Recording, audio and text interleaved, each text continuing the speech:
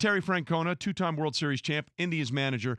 Terry, thanks so much for being with us. Obviously, it's a time where everybody's excited about baseball. Spring training is here. We're just around about a month away from the start of the regular season. But clearly, the fallout and what should happen or should have happened to the Astros is dominating everything. How do you see this playing out maybe once we get into regular season games? Well, first of all, good morning, guys. I appreciate you having me. You know what? I'm kind of glad that I don't have to really concern myself with that. I mean, we're here trying to get ready to have the best season we can, and like you say, the fallout, it doesn't really affect us. I think it affects the game. Everybody's. I actually think our game is really good, and I think sometimes we don't do a good enough job of selling our game because it is so good. But again, I'll let them figure out how they want to handle it because they're the ones that did it. But the effect that could at least come to your team, or at least to you, about what you're going to tell your players is what some other players are saying, including one of your own, Mike Clevenger, saying that suggesting Astro players maybe getting thrown at. We get it. In all sports, the people police their own sports. Baseball's not alone in that. And we know some of the things that happen in baseball. Now, players actually coming out and saying they may do that. So that may, if it does fall on you, what do you tell these players? How do you go about dealing with that part of it that is going to leak to every team? Well, and I actually had to tell Clev. I said, Clev, because you said that, I said, now when you pitch in, yeah. I said you're going to get ejected. So we will certainly talk to our guys. We do not feel like it's the Cleveland Indians' job to kind of serve vigilante justice to somebody else in the league. That's the commissioner has a job. People have jobs. Mine isn't to kind of rate how I feel the commissioner handled it, things like that. That's way above my pay grade. And the other thing is, just to be completely honest, we don't want to put any of those guys on base because they're pretty damn good, and the less guys that are on base, the less runs they're going to score. Yeah, there would certainly be a domino effect if that started happening. We're talking to Terry Francona, manager of the Cleveland Indians. Just overall, Terry, we want to talk about your team, obviously, in the season, but you've been in this game a long time. How, I heard Derek Jeter talking about, a stain on the game or a black eye. Just how tough is this for you, being a baseball lifer guy, to have to be dealing with something like this? Well, you know what, Mike? You know what the way I kind of feel about it is, in our game, like even way back to the 50s, you hear about the stories about guys with binoculars that were sneaking up out of the bullpenners, and those stories kind of got romanticized, and it's part of baseball.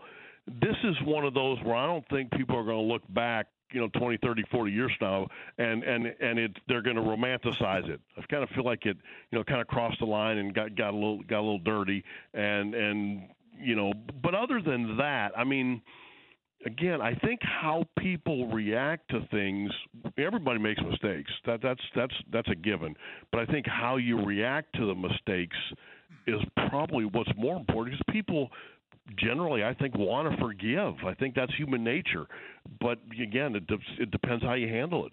Certainly doesn't feel like a lot of baseball players are willing to forgive at this point, Terry. I think they may get there, but I'm not getting that forgiveness mode from almost everybody we're hearing from right now. Terry, you got to admit, you baseball players have the longest memories of any athletes out there. Well, that is true. That is true. I don't disagree with that.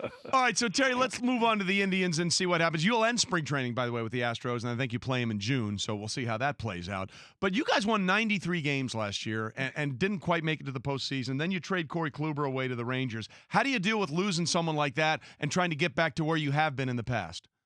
Well, that's a tough loss. There's no getting around it. I think our front office has been really open and really transparent that we're trying to keep our window to win, consistently open. And every other team in our division has had their time where they've been good and then they've been bad. We're trying to kind of thread that needle, and it's not easy to do. I think our guys have done an amazing job of finding players that can help us win while still kind of maintaining, a salary structure that fits the size of Cleveland. And that's just kind of where we're at. So it's again, you can pout, and I don't think anybody's going to feel sorry for us, or you can try to figure out a way to win. I think that's what we all choose to do. And Corey Kluber obviously is already gone. We hear the rumors of the possible trading of Francisco Lindor. How much do you walk upstairs and say, guys, don't do it. Guys, don't do it. Please don't trade him. I don't have to do that. I mean, they're so good about. I mean, nobody wants to trade Kluber, but nobody wants to trade Lindor. We'd love to keep him here for next 10, 12 years. But we also have to field a winning team, and you know, again, it's difficult. There's no way to get around it. If it was easy, he'd have already probably signed. It's just, you know, you're talking about one of the top players in the game. I mean, Frankie checks every box there is, so he is going to get paid. Is it by us? I mean, certainly I hope so. But, you know, again, we have an obligation to try to put the best team on the field, not just the best player. And that's hard. It's hard for people to understand. It certainly is, as Terry Francona, Indians manager, is with us. Terry, I know we've talked about the Astros, but Alex Cora obviously was someone you know and have been around, and then his situation in Boston. Have you had a chance to speak with him? And what do you think is going to happen with the Red Sox? We still haven't heard anything about the Major League investigation there. Yeah, I mean, I have no idea. I actually reached out both to AJ and to Alex when it happened, just because – again, people make mistakes, but they're good people. Alex played for me. I mean, I love him. And I just basically said, you know, I wasn't judging. I just said I was thinking about you guys. Like I said, good people make mistakes, and they're going to pay the price. And again, AJ already is, and we don't know about Alex yet. But I mean, it cost him his job, so that's a pretty big price. So again, it's. I guess, you know, again, they're still friends of mine, and maybe I'm not quite as judgmental as some other people. I just feel like they made mistakes. Thank you for watching ESPN on YouTube. For more sports, highlights, and analysis, be sure to download the ESPN app. And for live streaming sports and premium content, subscribe to ESPN+.